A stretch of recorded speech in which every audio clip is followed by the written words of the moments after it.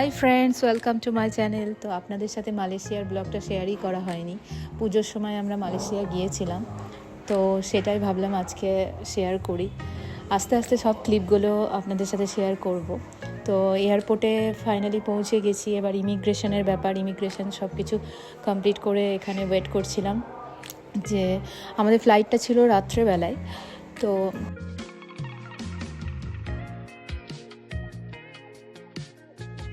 যতক্ষণ টাইম ছিল কিছু কিছু সেলফি তুলছিলাম আর ভিডিও করছিলাম।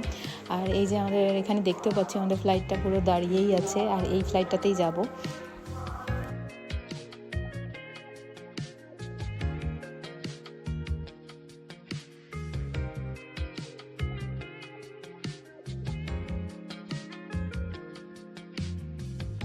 তো সময় হয়ে গিয়েছে, আমরা এখন যাচ্ছি, ফ্লাইটে উঠবো।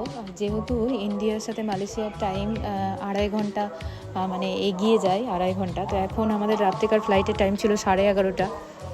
তো এখন ফ্লাইটে উঠবো।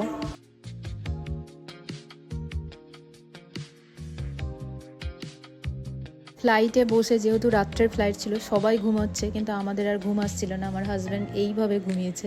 তো সবচেয়ে মজার কথা, আমার হাজব্যান্ডের এইরকম চোখ বাঁধা দেখে পাশের লোকটাও এইভাবে চোখ বেঁধেই সারা রাত ঘুমিয়েছিল। তো এখন আমরা পৌঁছে গেছি, আবার ইমিগ্রেশন আছে। আর আর এখানে পৌঁছানোর পর দেখলাম এখানকার টাইম অনুযায়ী ভোর ভোর হয়ে গিয়েছে, ভোর 4টে মতো হয়ে গেছে।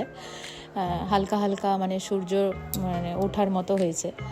তো আমাদের সব কিছু কমপ্লিট হয়ে গিয়েছে, এবার আমরা হোটেলের জন্য বেরিয়ে যাব।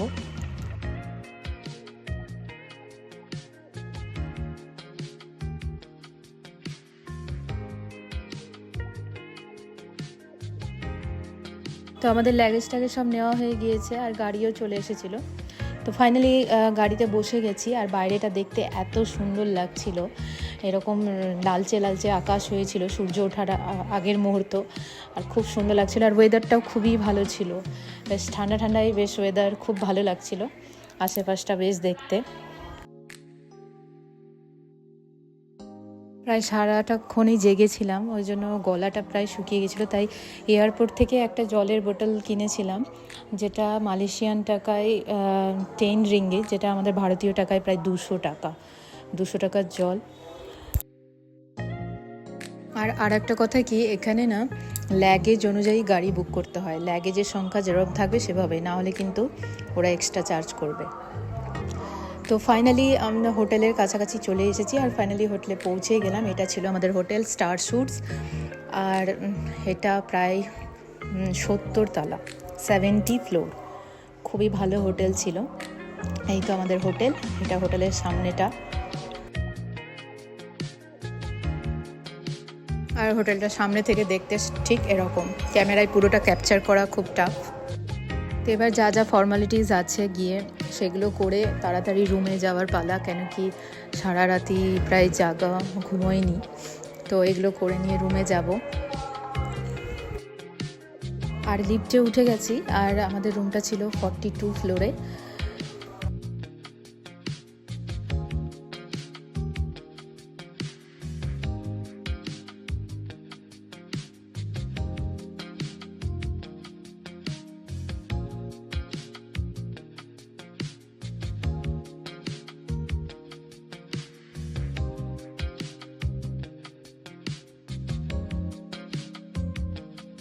আর রুমে ঢুকে ভালো করে রুমটা দেখাবো, কেন কি এই হোটেলটার নামই ছিল স্টার স্যুটস। তো রুমগুলো সব স্যুটস রুমই ছিল।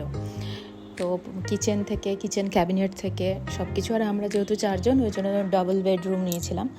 2টো রুম ছিল, 2টো রুম, 2টো ওয়াশরুম, সবটাই এই যে এরম।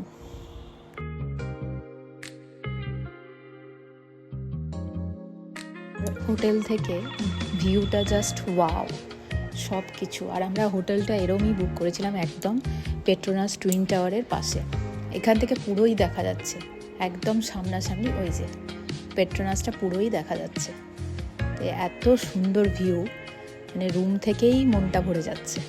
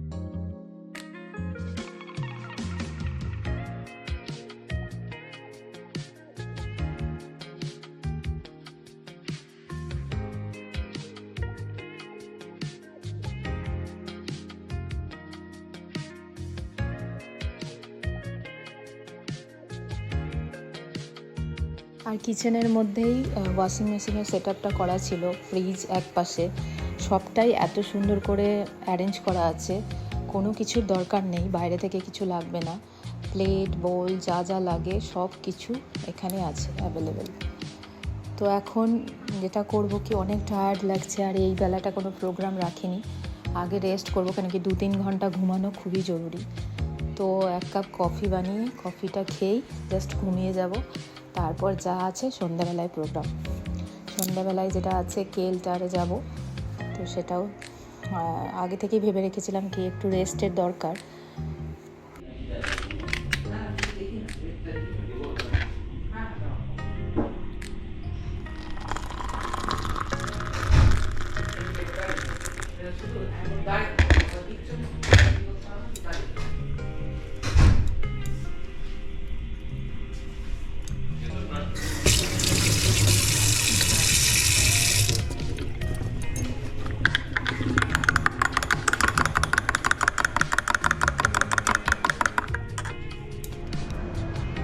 তো আমরা একদম রেডি হয়ে গিয়েছি সবাই, আর নিচে রিসেপশনের ওখানে ওয়েট করছি, গাড়ি বুক করেছি, যাব এবার কেএল টাওয়ার দেখতে।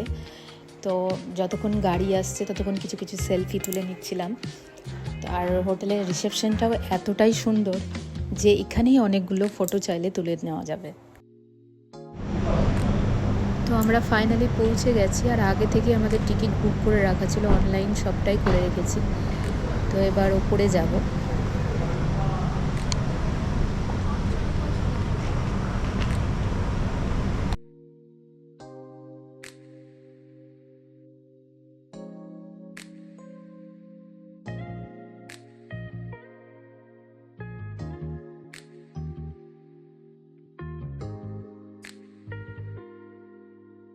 আর ওপরে আসার পর ভিউটা জাস্ট ওয়াও, পুরো লাইট ঝকমক করছে, চারিদিকটা দারুণ দেখতে, গোটা মালয়েশিয়া একদম স্পষ্টভাবে দেখা যাচ্ছে, দারুণ।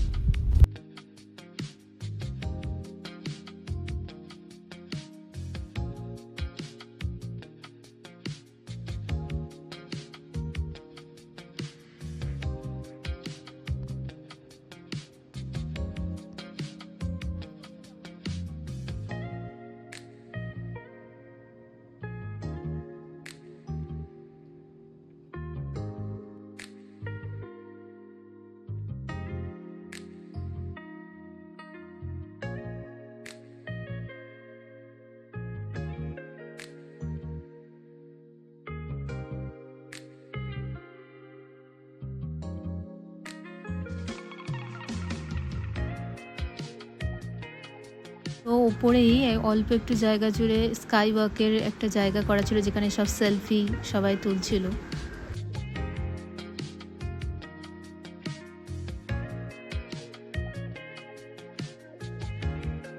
একদম ওপরে কি দারুণ হাওয়া চলছিল, এত ভালো লাগছিল, অনেকগুলো রিলসও বানালাম, দারুণ জায়গাটা।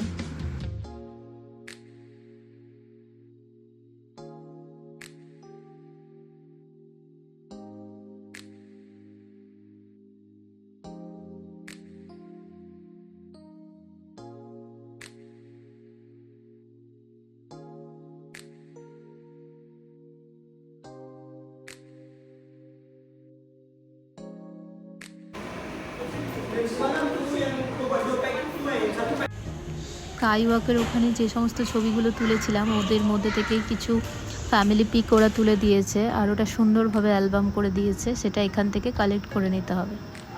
সেটা আপনি চাইলে নিতেও পারেন, না নিতেও পারেন। নিচের থেকে কেএল টাওয়ারটা কতখানি উঁচু, এত সুন্দর লাগছিল, দেখুন কি সুন্দর। এখানেই অনেক বসার জায়গা ছিল, সুন্দর ওয়েদার, আর তার সাথে এখানে খাওয়ার অনেক রেস্টুরেন্টও ছিল। ওইখানেই রাত্রেবেলাকার ডিনার করে নিয়ে আমরা হোটেলে চলে গিয়েছিলাম। আর এই রাতে আর কিছুই প্রোগ্রাম রাখিনি।